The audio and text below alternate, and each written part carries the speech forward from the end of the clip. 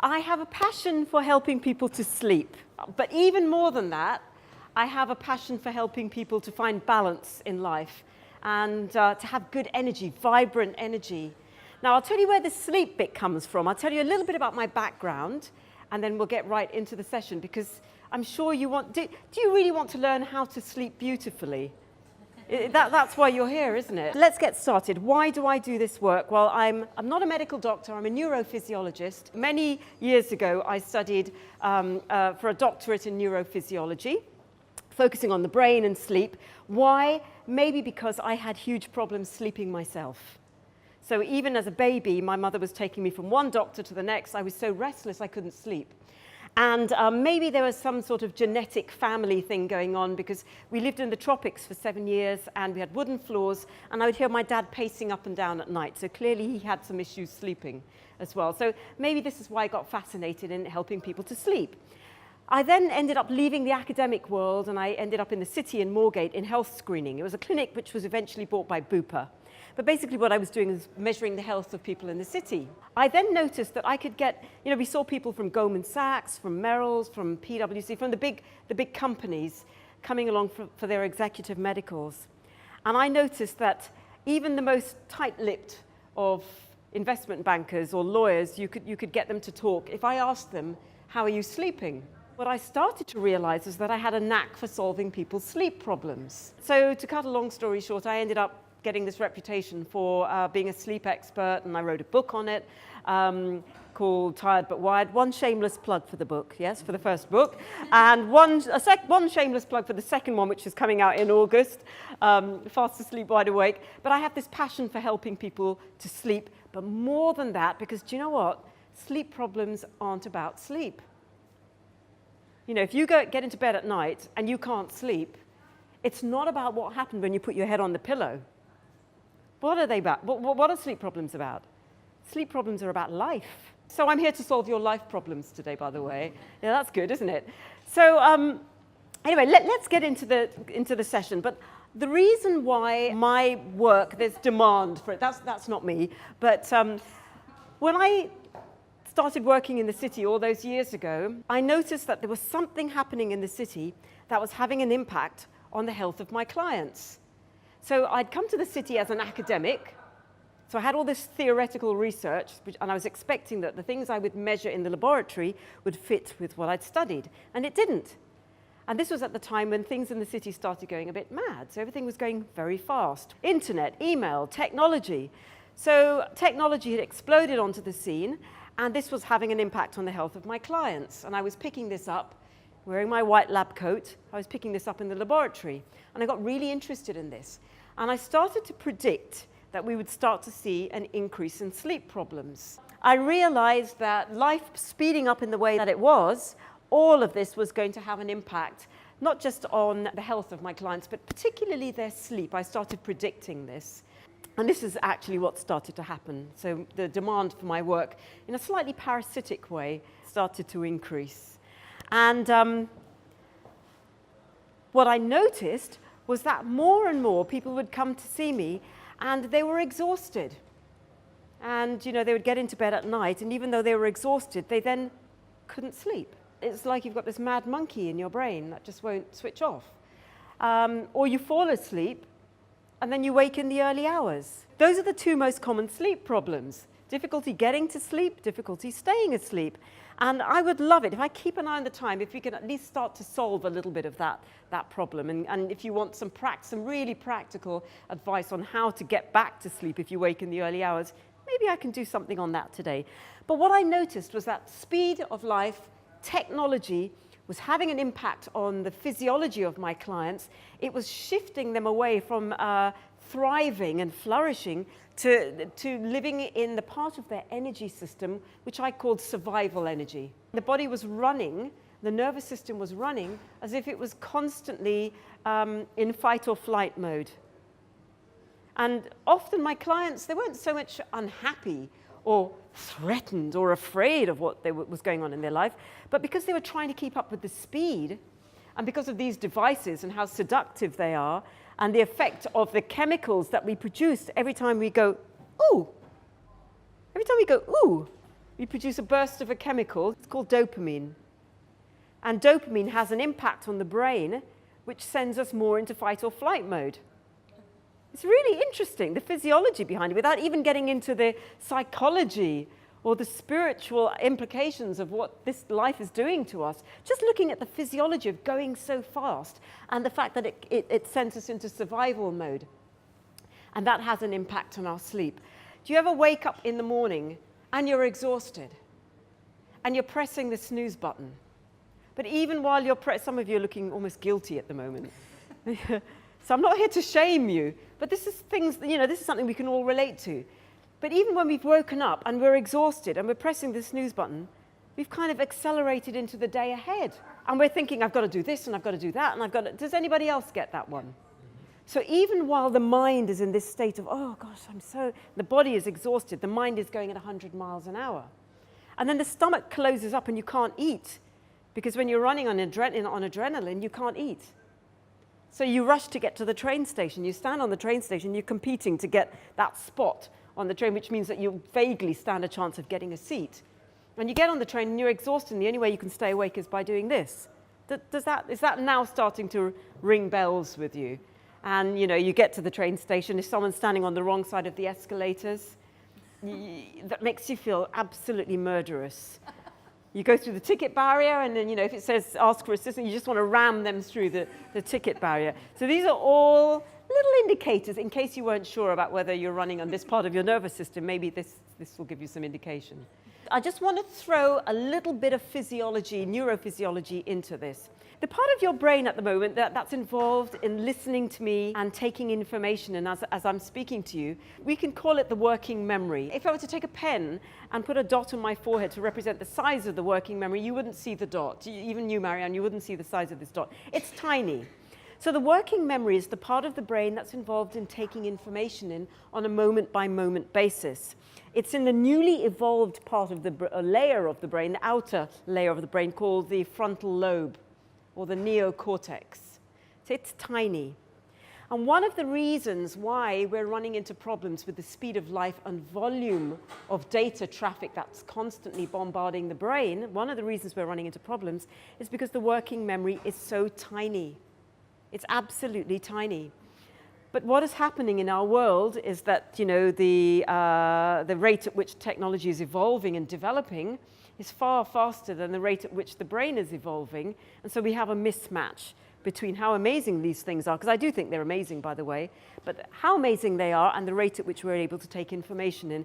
And this is one of the main reasons why when you go to bed at night, you might feel as if your brain is fried. Does that make sense? Do any of you sleep and it's like you're constantly processing information all night? Because we've lost the ability to stop and just rest.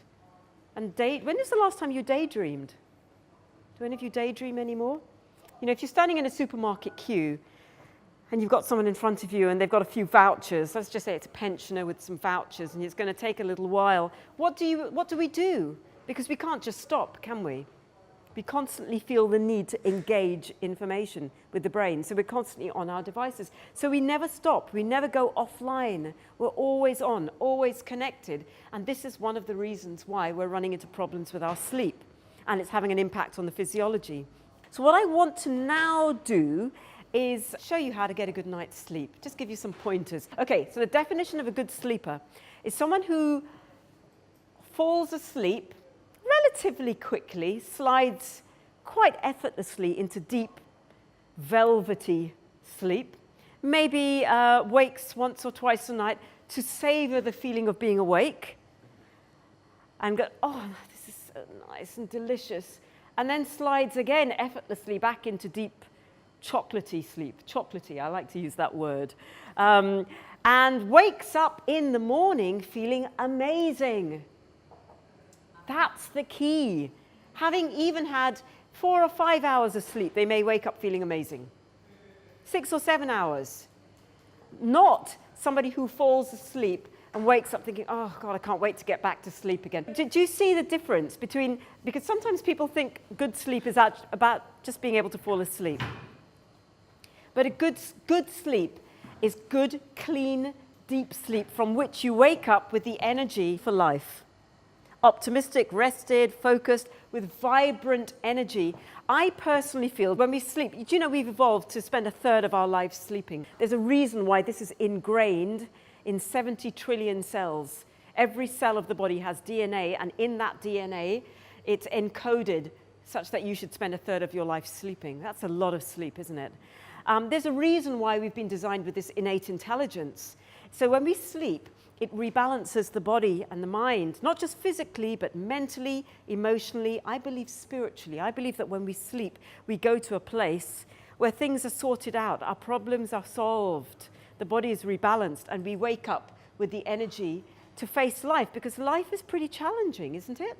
But there's something about getting a good night's sleep that can solve a lot of our problems and give us the resilience and the resourcefulness to deal with life. So this is what my work is about, helping people to get that kind of sleep. In Hindi, there's a word called sattvic. That means pure sleep. Not just sleeping, junk sleep, but getting good, deep, pure sleep. So let's take a few steps towards learning how to get that. So the first thing I do with my work is I help people to shift from being in survival mode into a different part of their physiology by being a bit of a bully. What do I mean by that? The waiting list to come and see me for a one-to-one session is quite long, so it's about 6 weeks. And I'm not covered by insurance. Most insurance companies won't pay for people to come and see me, so people have to pay themselves. So I don't like to just take people's money. But what I say to them is, if you're going to come and see me, I want you to do these 5 things before you can come and see me again. Because these 5 things I have learnt in 20-odd years of doing the work that I do, these 5 things will dramatically, profoundly, powerfully change your relationship with not just your sleep, but your energy. I call them my 5 non-negotiables, which sounds very fierce. The first thing is, if you eat breakfast within half an hour of getting up in the morning, it will change your physiology, especially if you're a perfectionistic overthinker. Somebody who constantly saying, I must do this, I have to do this, I should do this. You have tightness in your neck and shoulders, you grind your teeth at night, you might even go to bed with a mouth guard on. Now ringing bells? Yes? So perfectionistic overthinkers tend to be very sensitive in their relationship with sleep.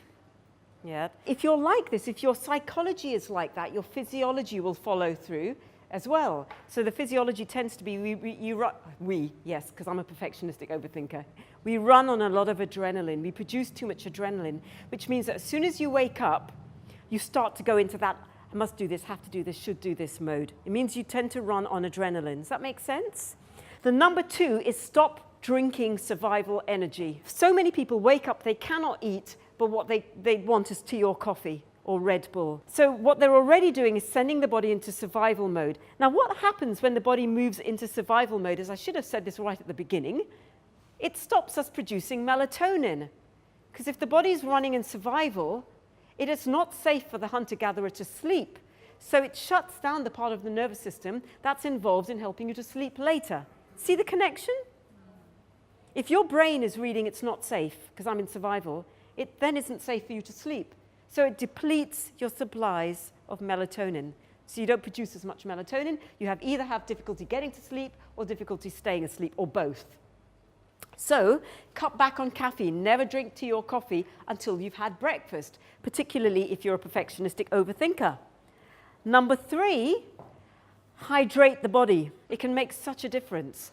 So I have patients who come to see me. You know, in my patient group yesterday, there were 10 patients. Do you know how many different types of medication were in that room?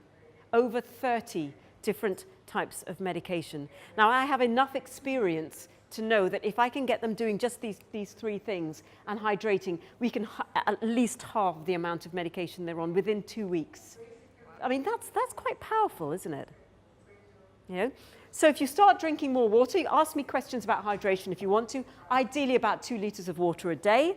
Right, let's move on to number 4. A lot of people are going to bed too late, but that 90-minute phase before midnight is incredibly powerful. And a lot of people are missing out on the 90-minute phase before midnight. So that 90-minute phase before midnight is the time when the adrenaline levels drop and the body automatically, the brain starts to go into the phase of sleep where we put information away. preparing us to get the deeper phases of sleep which come later in the night. So it's really powerful if you can get to sleep before midnight. But the problem is a lot of people, because our days have become longer and more stretchy, and for a lot of people, they sit there and they just want to have some time to themselves. And you may find yourself sitting watching television, and you're watching something, but while you're watching television, you're doing something with 2 other screens at the same time. So dopamine hits, constantly suppressing the light levels, which are helping you to produce melatonin, so it suppresses melatonin. It means the reticular activating system, which is the gate, which should shut before you go to bed. It means you go to bed with your gate open. That's just a very silly way of saying you go to bed in an overstimulated state, you know. So if the RAS is open, the reticular activating system, you can see why I'm not in proper science anymore, by the way, because I like to make it a little bit more practical. The more screens you have in front of you, the more open the gate is, the more like that you are, okay? And the number 5 is healthy boundaries with technology. Although these devices are amazing, we have to kind of look at the way we're using them because it's having an impact on our health. So these are the 5 things that can start to change your relationship with sleep. There is a huge amount more, but I just wanted to give you a taster. I mean, my toolkit takes me into working with breath. I can show you how to get back to sleep. I can show you how to get to sleep, bringing some of this kind of stuff into it. I do dream work. I show people how to journal so they can manage dreams. When we understand our dreams, and when we understand how to access the gift within our dreams, and I spend a lot of time teaching people how to do that, that can be an amazing source of creativity, and maybe even, you know, can give birth to our business and that sort of thing. But a lot of people, their dreams are too vivid because they are overstimulated when they go to sleep because of too much dopamine, which increases the intensity of dreams, and because they're too much caffeine. Caffeine increases the reverberations, the vibration in the nervous system. So your dreams will be even more vivid, and they may even tip into nightmares and night terrors. And I'm seeing a lot of children ending up at my clinic these days with nightmares and night terrors, and really what they need is healthier boundaries with technology. In the ideal world, so let's just fast forward a few years to the forward-thinking organization who is looking for the competitive advantage. You know, what do our staff, what can we do for our staff so that we have the competitive advantage? So it's going to have an impact on the bottom line. So forward-thinking organizations will pay people like me, I'll forget that, they'll pay me to go in there and talk to them and advise them on how their staff can literally sleep their way to the top. Get better sleep because it's going to have an impact on the bottom line. Okay, they would have breakfast, hydration, caffeine campaigns. They would be telling their staff, eat breakfast before you come to work. You will produce more melatonin. You will sleep better. You will wake up with more energy. They would have lunch break campaigns. Why? Because overwhelmingly, the research from chronobiology units shows that when we have rest during the day, and particularly the lunch break, if we take a 20-minute break in the middle of the day where we get away from technology and information, it has an impact on the amount of information that the brain is trying to store during the day. So we sleep better. So when we store information during the day by taking a break, does that make sense? I'm making a complex connection here. When we take a break during the day, we get off the treadmill, it gives the brain the opportunity to consolidate information. So when we go to bed at night, the filing clerk doesn't have to do as much work. So our sleep is deeper and purer. Organizations that rest and allow their staff to rest, they sleep better, so people are more productive. It makes good sense. Come to work and rest. Take breaks. Our energy oscillates on a 90-minute cycle. It means that every 90 minutes, you're meant to go stupid. What do I mean by that? You're meant to do that. Glaze over. Take a break. Do you ever find yourself doing that in meetings? And it's possible to sleep with your eyes open, by the way. If you want to know the science behind it, it's called a hypnagogic trance. Hypnagogic is when you go like that, because you've taken in so much information that you just cannot take it, and you sit there and you think, if I just sit here and do that, they'll think I'm listening. But I'm not. I'm just having, I don't know, if I just do that, they won't notice I'm having a little sleep. But it's the brain's clever way of going offline, so you can empty the working memory, so you come back with renewed focus. And we need to do that more. But the thing is, we've become relentlessly linear in the way we work. We've stopped oscillating. We don't take breaks anymore, do we? Do any of you take breaks? Even when you go, people when they go to the loo, they take their phone. Do you take your phone when you go? No. An insurance company recently told me that they're getting so many claims for smartphones down the toilet because people won't go to the toilet without their phones. What's that all about? Corporate sleep strategies, they would advise people to have healthier boundaries, such as, I mean, it may sound as if I'm telling jokes here, but really, people going on holiday and being expected to reply to emails, people being expected to reply to emails in the middle of the night, or over the weekend, you know, so we need to look at the boundaries with technology and question whether they're working for us, because this will have an impact on sleep. And start a napping campaign. I actually saw, somebody sent me this on Facebook, a picture of a desk, and under the desk is actually a little bed underneath the desk. But some organizations, do any of your organizations have nap pods, sleep pods? Do you? Wow, which company do you? For Google, fantastic. So they actually are very enlightened organizations that have these little sleep pods because they recognize that if you, and by the way, I'm not talking about getting into bed and sleeping for 3 hours and then emerging feeling like death.